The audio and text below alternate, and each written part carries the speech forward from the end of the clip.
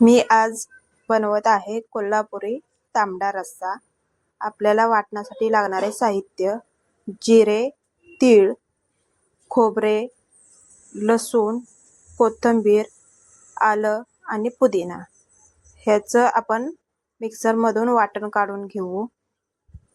गॅसवरती पातेलं ठेवून त्यामध्ये 4 ते 5 चमचे तेल टाकून घेऊ आणि मी 15 मिनिटांपूर्वी मटण स्वच्छ धुवून त्यामध्ये हळद आणि मीठ लावून मॅरिनेट करण्यासाठी ठेवले होते।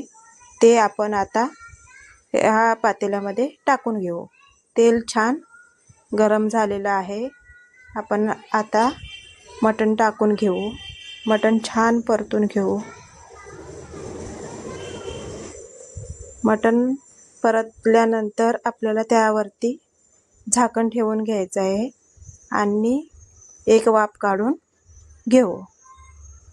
वाफ काढल्यानंतर मटणाला थोडे थोडे पाणी सुटण्यास चालू होते। नंतर आपण झाकण काढून परत परतून घेऊ आणि तेच झाकण पातेल्यावरती ठेवून त्यामध्ये 1 ग्लास पाणी टाकून घेऊ आणि गॅस मीडियम करू। असे केल्याने वाफेवरती मटण लवकर शिजते। नंतर आपल्याला झाकण काढून अधूनमधून परतून घ्यायचं आहे। ताटातलं जसं पाणी संपत येईल त्यानंतर आपल्याला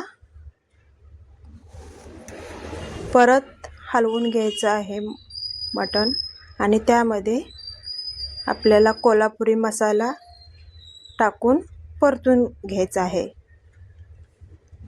नंतर आपण जे मगाशी वाटण तयार केलेलं तेही वाटण टाकून परतून घेऊ। छान परतून झाल्यानंतर मीडियम गॅस करून पातेल्यावरती झाकण ठेवून आपण पुन्हा एक वाफ काढून घेऊ। त्यानंतर आपल्याला त्यामध्ये गरम पाण्याचा वापर करायचा आहे। त्यासाठी मी दुसऱ्या गॅसवरती पाणी गरम करण्यासाठी ठेवले होते। तेच पाणी मी आता इथे वापरत आहे।